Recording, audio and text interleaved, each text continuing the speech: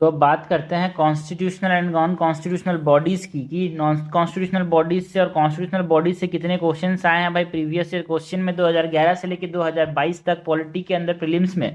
तो यहाँ पे कॉन्स्टिट्यूशनल बॉडीज से 7 क्वेश्चन आए हैं एंड नॉन कॉन्स्टिट्यूशनल बॉडीज से 4 क्वेश्चन आए हैं। तो कभी भी अगर गलती से भी कॉन्स्टिट्यूशनल या फिर कोई सा भी कॉन्स्टिट्यूशनल या फिर नॉन कॉन्स्टिट्यूशनल बॉडी न्यूज में रही तो आप पक्का समझना कि क्वेश्चन आने वाला है। आपको ये समझना कि किस प्रकार से क्वेश्चन पूछे जा सकते हैं और कौन से टॉपिक से बार बार क्वेश्चन पूछे गए हैं, उसको हमको यहाँ पे एनालाइज करना है।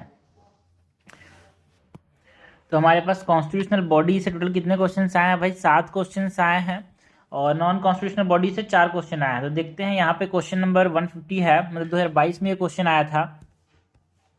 Attorney General of India and the Solicitor General of India are the only officers of the government who are allowed to participate in the meeting of the Parliament. क्या ये सही है भाई? ना, ये सही नहीं है, बिकॉज सिर्फ और सिर्फ अटॉर्नी जनरल जो है वो बैठ सकता है पार्लियामेंट की मीटिंग के अंदर, वहां पे वोट कर सकता है, but not Solicitor general.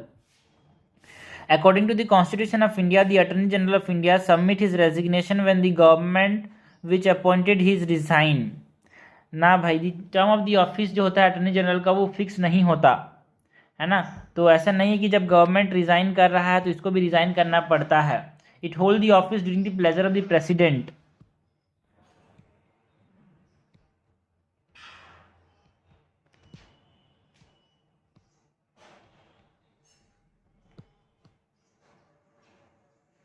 Okay, so this is correct.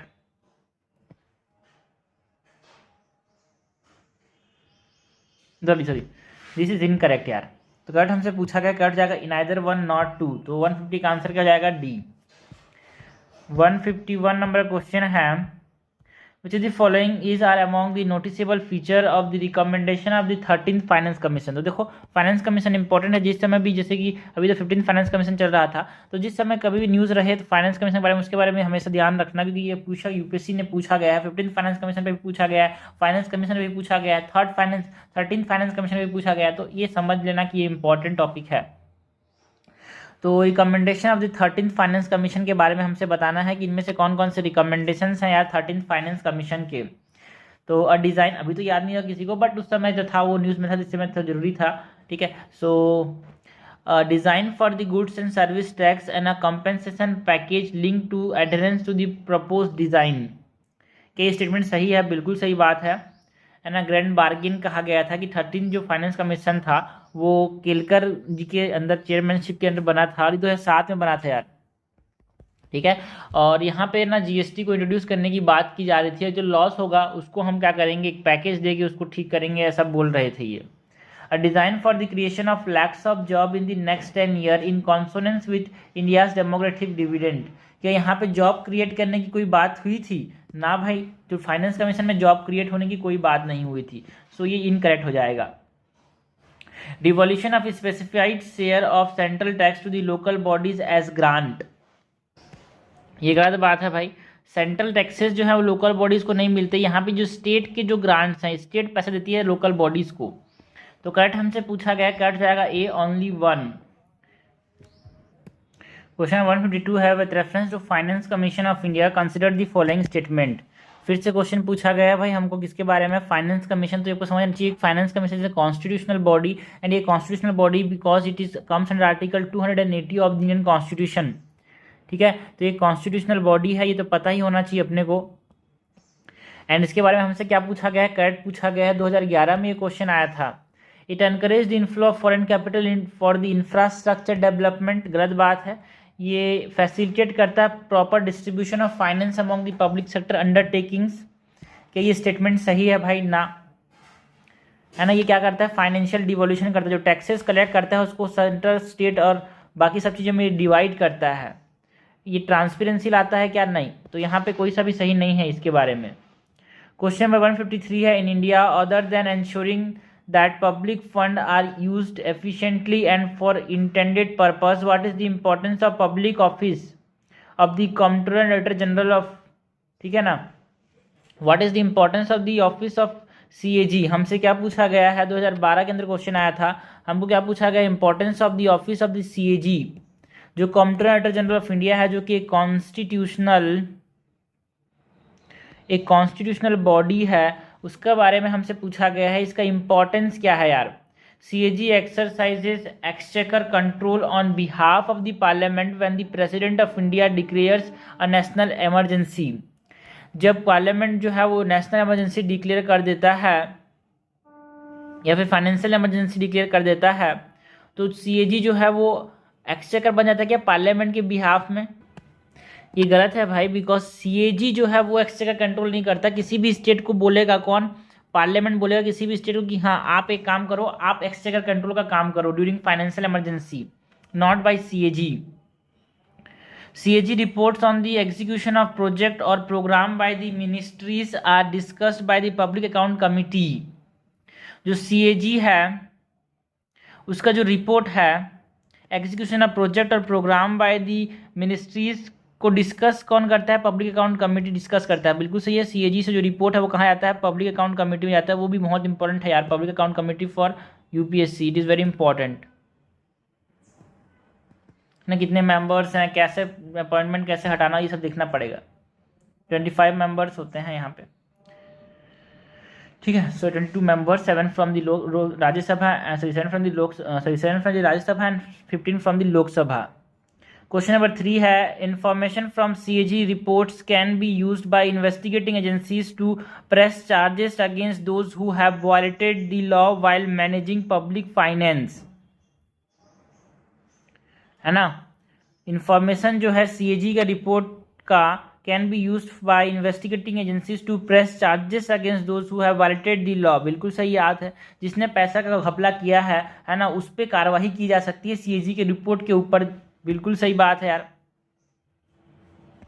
Statement number 4 है, while dealing with audit and accounting of the government companies CAG has certain judicial power for prosecuting those who violate the law. No, जो CAG है it is just an advisory body, इसके पास कोई भी judicial power नहीं है। ऐसा बोल सकते हैं कि कोई सी जुडिशियल पावर है, बट जुडिशियल पावर बोलना इट इज इनकरेक्ट यार, it is just an advisory body. Correct हमसे पूछा गया, करेक्ट जाएगा 2 और 3, आंसर हो जाएगा C। क्वेश्चन नंबर 154 है, कंसिडर द फॉलोइंग स्टेटमेंट। 2013 में ये क्वेश्चन आया था अटॉर्नी जनरल ऑफ इंडिया के ऊपर। Attorney general India is a constitutional post, याद रखना। अटॉर्नी जनरल ऑफ इंडिया जो है वो एक कॉन्स्टिट्यूशनल पोस्ट है, और इसके साथ कौन सा आर्टिकल डील करता है, article 76 of the Indian constitution deals with the provisions of the Attorney General of India, है ना। इसको अपॉइंट कौन करता है, प्रेसिडेंट अपॉइंट करता है ना। और कौन होता है भाई, ऐसा आदमी जो कि क्वालिफाइड है टू बिकम अ जज ऑफ द सुप्रीम कोर्ट, वो क्वालिफाई किया जाता है एज एन अटॉर्नी जनरल। उसके बारे में कुछ बात करनी है। Take part in the proceedings of the Lok Sabha, बिल्कुल सही बात। देखो 2013 में ये क्वेश्चन आया था, और 2022 में क्वेश्चन आया था कि क्या वो पार्टिसिपेट कर सकता है मीटिंग्स में, बिल्कुल सही बात है। लेकिन उसमें थोड़ा सा घुमाव करके ये बोल दिया कि क्या सॉलिसिटर जनरल भी पार्टिसिपेट कर सकता है, नहीं कर सकता Solicitor General. So take part in the proceedings of the Lok Sabha, बिल्कुल सही बात है। Attorney General of India can participate in the proceedings of the Lok Sabha. Be a member of a committee of the Lok Sabha, क्या वो मेंबर भी बन सकता है लोकसभा कोई सा भी कमिटी का, है। क्या ये स्टेटमेंट सही है भाई, बिल्कुल सही है। एंड क्या ये स्पीक भी कर सकता है लोकसभा के अंदर, ये भी सही है। लेकिन क्या वो वोट कर सकता है, नो, उसके पास वोटिंग राइट नहीं है यार, ठीक है, उसके पास वोटिंग राइट नहीं है। बाकी बैठ सकता है, बात कर सकता है, मेंबर भी बन सकता है। क्वेश्चन नंबर 155 है, कंसीडर द फॉलोइंग स्टेटमेंट। 2017 के अंदर एक क्वेश्चन आया था, the Election commission of India is a 5 member body. ना भाई ना, जो इलेक्शन कमीशन ऑफ इंडिया है वो एक 3 मेंबर बॉडी है, it is not a 5 member body, it is a 3 member body. एक चीफ इलेक्शन कमिश्नर होगा, एक दो हमारे पास इलेक्शन कमिश्नर्स होते हैं। The Union Ministry of Home Affairs decide the election schedule for the conduct of both general election and by election. हाँ, क्या ये सही है भाई कि जो इलेक्शन कमीशन ऑफ इंडिया है वो इलेक्शन शेड्यूल को डिसाइड करता है। सॉरी, ये बोल रहा है Union Ministry of Home Affairs decide करता है, no, it is the Election Commission. Election Commission decide करता है जो इलेक्शन शेड्यूल है for the general election and by election, and not the Union Ministry of Home Affairs. Election Commission resolves the dispute relating to the split merger and recognised political party, बिल्कुल सही बात है। देखो election dispute अगर हुआ, election dispute हुआ वो तो सुप्रीम कोर्ट के पास जाएगा, बट अगर मर्जर के रेफरेंस में, स्प्लिट के रेफरेंस में कोई भी डिस्प्यूट हो रहा है तो वो उसको रिजॉल्व करने का काम है इलेक्शन कमीशन का। तो करेक्ट हमसे पूछा गया है यार, करेक्ट हो जाएगा 3 ओनली, आंसर हो जाएगा D। क्वेश्चन नंबर 156 है, at the national level which ministry is the nodal agency to ensure effective implementation of Scheduled Tribes and Other Traditional Forest Dweller Recognition of Forest Rights Act. ठीक है, तो इनमें से कौन सी ministry है जो कि Scheduled Tribes and Other Traditional Forest Dweller Recognition of Forest Right Act 2006 को क्या करता है, इफेक्टिवली इंप्लीमेंट करता है। ये जो क्वेश्चन था 2021 के अंदर आया था, तो आपको समझ आएगा। देखना, मिनिस्ट्री के बारे में हमसे पूछा गया, इनमें से कौन सी मिनिस्ट्री जो है इसको इंप्लीमेंट करती है, तो मिनिस्ट्री ऑफ ट्राइबल अफेयर्स इसको क्या करती है, क्योंकि यहाँ पे ट्राइबल्स की बात कर रहे हैं, शेड्यूल्ड ट्राइब्स की बात कर रहे हैं ना, तो ट्राइब्स के बारे में बात करेंगे तो ट्राइबल अफेयर इस मिनिस्ट्री को देखती है, मतलब ट्राइबल मिनिस्ट्री इस चीज़ को देखती है जो ट्राइबल के राइट्स हैं उसको, है ना, Recognition of Forest Right Act के अंदर। तो ये हमारे पास टोटल हमने 7 क्वेश्चंस देखे यार। 7 क्वेश्चंस किससे, 7 questions from the constitutional body. Main यहाँ पे मेन ये था, फाइनेंस कमीशन इंपॉर्टेंट था, सीएजी इंपॉर्टेंट है। ओके, बार बार क्वेश्चन आ रहा है सीएजी से, फाइनेंस कमीशन से और अटॉर्नी जनरल से, ये तो भूलना ही नहीं है भाई। Finance commission article number 280, CAG article number 76, क्या 76 नहीं भाई, अटॉर्नी जनरल के लिए आर्टिकल 76 है यार। आर्टिकल 76 जो है वो अटॉर्नी जनरल के लिए है, और जो सीएजी है उसके साथ article 149 of the Indian constitution deal करता है। ओके, तो ये सब इंपॉर्टेंट है यार।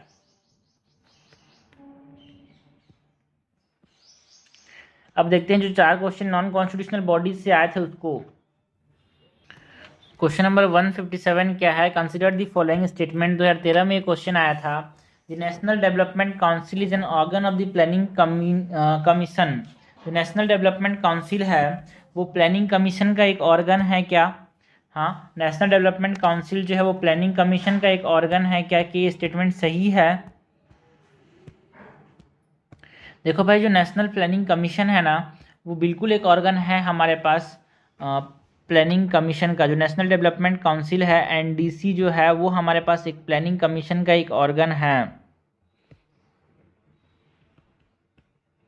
This is correct.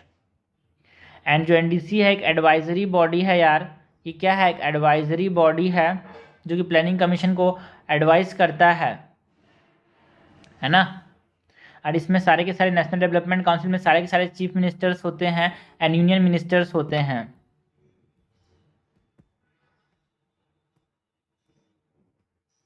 The economic and social planning is kept in the concurrent list in the Constitution of India. बिल्कुल सही बात है। इकोनॉमिक एंड सोशल प्लानिंग जो है वो कंकरेंट लिस्ट के ऊपर है भाई, है ना। दोनों स्टेट एंड सेंटर दोनों नियम बना सकते हैं।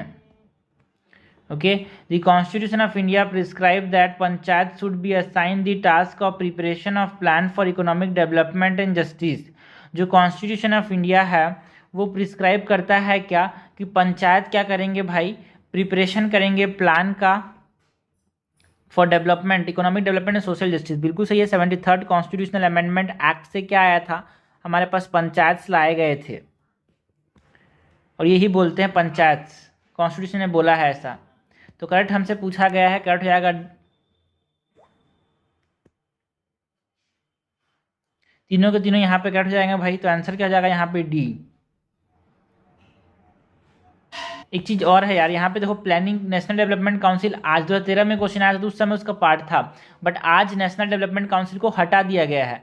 तो is an organ of national planning commission बोलोगे तो गलत हो जाएगा भाई। तो नाउ इसके आज के हिसाब से ये आंसर होगा, एंड देन के हिसाब से मतलब इन 2013 हमारे पास आंसर क्या होगा? ये। क्वेश्चन नंबर 158 है, who among the following constitute the national development council. देखो फिर से क्वेश्चन आया 2013 के अंदर, 2 क्वेश्चन आए थे यार नेशनल डेवलपमेंट काउंसिल पे, जो कि एक नॉन कॉन्स्टिट्यूशनल बॉडी है। तो इसमें कौन कौन से थे? हमने बोला कि भाई जितने भी चीफ मिनिस्टर्स हैं वो इसके मेंबर होते हैं, यूनियन मिनिस्टर्स इसके मेंबर होते हैं। क्या प्राइम मिनिस्टर इसका मेंबर होंगे? क्या प्राइम मिनिस्टर इसके मेंबर होंगे? सॉरी, प्राइम मिनिस्टर भी इसके मेंबर होंगे, but chairman of finance commission इसके मेंबर नहीं होंगे। करेक्ट हमसे पूछा, करेक्ट हो जाएगा B134। क्वेश्चन नंबर 59 है, 159, विच of the following bodies does not find mention in the constitution, है ना। इनमें से कौन सा का मेंशन नहीं है कॉन्स्टिट्यूशन के अंदर? ये हमसे पूछा गया है। कि नेशनल डेवलपमेंट काउंसिल का मेंशन नहीं है कॉन्स्टिट्यूशन के अंदर, बिल्कुल सही है, because this are non constitutional bodies. Planning commission का भी मेंशन नहीं है because this are non constitutional bodies. General councils का भी मेंशन नहीं है because this are non constitutional bodies. जो नेशनल डेवलपमेंट काउंसिल है वो 1952 में क्रिएट किया गया था, एक नॉन कॉन्स्टिट्यूशनल बॉडी है, एक एग्जीक्यूटिव ऑर्डर से बनाया गया था।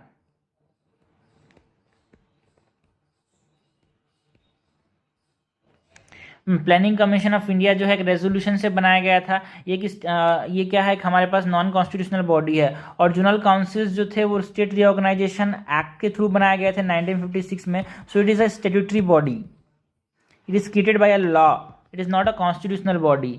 ठीक है, तो नॉट अ कॉन्स्टिट्यूशनल बॉडी पूछा तो इनमें से कोई सा भी कॉन्स्टिट्यूशनल बॉडी नहीं है। 160 नंबर क्वेश्चन है, which of the following is are associated with planning in India. देखो भाई फिर से क्वेश्चन आ गया प्लानिंग कमीशन, बहुत ज़्यादा क्वेश्चन पूछा जाता है प्लानिंग के बारे में। तो नेशनल डेवलपमेंट काउंसिल तो प्लानिंग करता ही करता है। क्या फाइनेंस कमीशन भी प्लानिंग पे अपना इंपॉर्टेंट रोल प्ले करता है? नो भाई, फाइनेंस कमीशन का प्लानिंग से कोई लेना देना नहीं है। Union Ministry of rural development भी प्लानिंग करता है यार, बिल्कुल प्लानिंग करेगा, इसलिए तो बनाया गया है इसको, ऐसा लगेगा but it is incorrect because planning का काम नहीं है इसका। रूरल डेवलपमेंट वाले मिनिस्ट्री का सोशियो इकोनॉमिक डेवलपमेंट काम है, प्लानिंग का काम नहीं है भाई इसका सोशियो इकोनॉमिक डेवलपमेंट है इसका काम। Union Ministry of urban development, नाम से समझ आ रही है, अर्बन डेवलपमेंट एंड हाउसिंग की बात करता है, ये हाउसिंग एंड अर्बन डेवलपमेंट की बात करता है। पार्लियामेंट प्लानिंग करता है, बिल्कुल सही बात है, नियम बनाता है यार। तो करेक्ट हमसे पूछा गया है, करेक्ट जाएगा 2 and 5, 2 and 5 इस करेक्ट आंसर हो जाएगा सी। 161 है, with reference to the union government consider the following statement. ये क्वेश्चन 2021 के अंदर आया था। हमको बात किसकी करनी है? यूनियन गवर्नमेंट की बात करनी है। The N. Gopalswamy Iyer committee suggested that a minister and a secretary be designated solely for pursuing the subject of administrative reform and promoting it. गलत बात है यार। जो एन गोपालस्वामी यांगर थे उन्होंने बोला कि हमको क्या करना है भाई, हमको ग्रुपिंग करना है, ग्रुपिंग ऑफ मिनिस्ट्रीज की बात करते हैं। ये एक पर्टिकुलर मिनिस्ट्री सोली रिस्पॉन्सिबल होगा तो ठीक से एडमिनिस्ट्रेटिव रिफॉर्म नहीं आ पाएगा, so it is incorrect. In 1970 the department of personal was constituted on the recommendation of the administrative reform commission of 1966, बिल्कुल सही बात है यार।